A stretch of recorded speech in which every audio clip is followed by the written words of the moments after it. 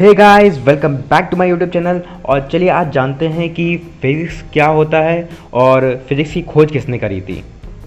Video शुरू करने से पहले मैं आपको कुछ कहना चाहूँगा कि अगर वीडियो आपको अच्छी लगती है तो प्लीज़ वीडियो को लाइक करिएगा और चैनल पर नए हैं तो चैनल को सब्सक्राइब करिएगा।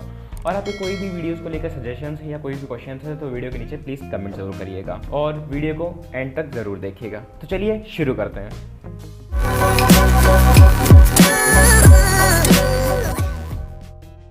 तो बेसिकली जो फिज़िक्स है, फिज़िक्स साइंस की एक ब्रांच है जो मुख्य रूप से मैटर और एनर्जी की स्टडी करती है।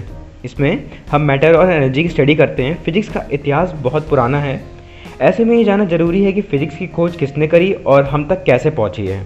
तो चलिए आज हम इसी बारे में जानते हैं कि फ़िज़िक्स की खोज किसने की और कब की।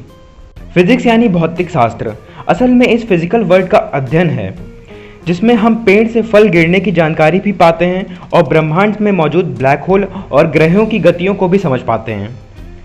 ऐसे में फिज़िक्स की खोज हमारे लिए बहुत महत्वपूर्ण खोज होनी चाहिए। लेकिन ये जानकर आपको हैरानी होगी कि फिज़िक्स को किसी एक भौतिक शास्त्रीय यानी फिजिसिस्ट ने खोज नहीं की, बल्कि बहुत से महान फिजिसिस्ट ने समय समय पर फिज़िक्स के नए नए नियम दिए और इनकी मदद से पृथ्वी और ब्रह्मांड के रहस्य सुलझाए। तो आइए कुछ ऐसे ही महान भौतिक शास्त्रियों के बारे में जानते हैं, जैसे कि एनेक्जिमेंडर यूनियन विद्वान थे, यानी कि ग्रीक स्कॉलर थे, जिन्होंने ब्रह्मांड की उत्पत्ति का सिद्धांत और नक्षत्रों के बारे में जानकारी दी थी, यानी कि origin of the universe and the constellations के बारे में जानकारी दी थी। सो जो नेक्स्ट हैं आर्किमेडीज एक ऐसे महान मैथमेटिशियन, फिजिसिस्ट और इन्वेंटर थे जिन्होंने मैथ्स, फिजिक्स और इंजीनियरिंग को नई ऊंचाइयां प्रदान की थी। उन्होंने फिजिक्स में हाइड्रोस्टैटिक्स, स्टैटिस्टिक्स और लेविटेशन की जानकारी दी थी और उन्होंने इसकी नींव रखी थी।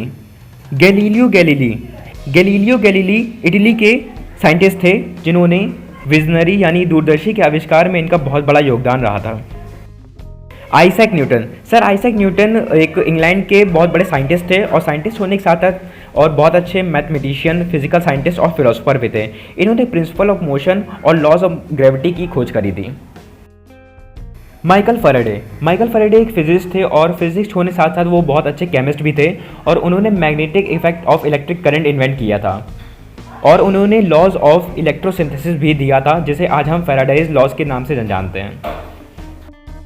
जेम्स क्लर्क मैक्सवेल स्कॉटलैंड के एमिनेस्ट मैथमेटिशियन और फिजिकल साइंटिस्ट थे जिन्होंने इलेक्ट्रोमैग्नेटिक की थ्योरी दी थी और जिसकी वजह से रेडियो और टेलीविज़न का उस टाइम इन्वेंशन हो पाया था।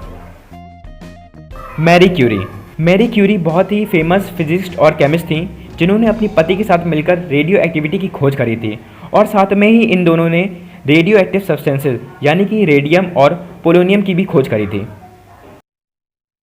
मैक्स प्लैंक एक जर्मन के साइंटिस्ट थे जिन्होंने क्वांटम मैकेनिक्स की खोज करी थी और इन्होंने ये भी खोज करी थी कि इलेक्ट्रोमैग्नेटिक नेचर ऑफ रेडिएशन क्या होता है, जिसके जरिए हमें ये पता चल पाया था कि लाइट रेडियो वेव्स, अल्ट्रावायलेट और इंफ्रारेड जो रेज होती हैं जो कि रेडिएशन की फॉर्म्स होते हैं, वो एक्चुअली में इलेक्ट्रोमैग्नेटिक वेव्स ही होती हैं।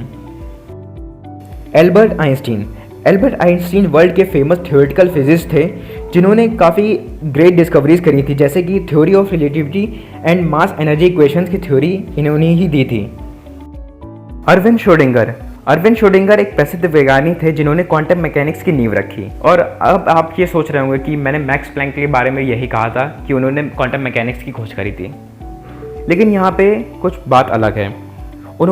मैक्स प्लैंक ने क्वांटम मैकेनिक्स को खोजा था और यहाँ पे अर्विन श्रोडिंगर ने इसको बढ़ावा दिया था, इसकी नींव रखी थी, जो कि आज अब जिसके ज़रिए हम पढ़ पा रहे हैं उसे।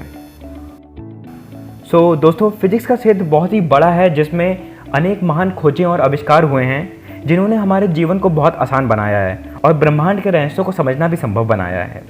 ऐसी खोजें और आविष्कार आज भी चल रहे हैं और आने वाले समय में भी ये खोजें इसी तरह चलती रहेंगी, क्योंकि फिजिक्स के क्षेत्र में योगदान देने वाले महान फिजिस्ट अनेक हैं। उनके योगदान को जितना सहारा जाए उतना ही कम है।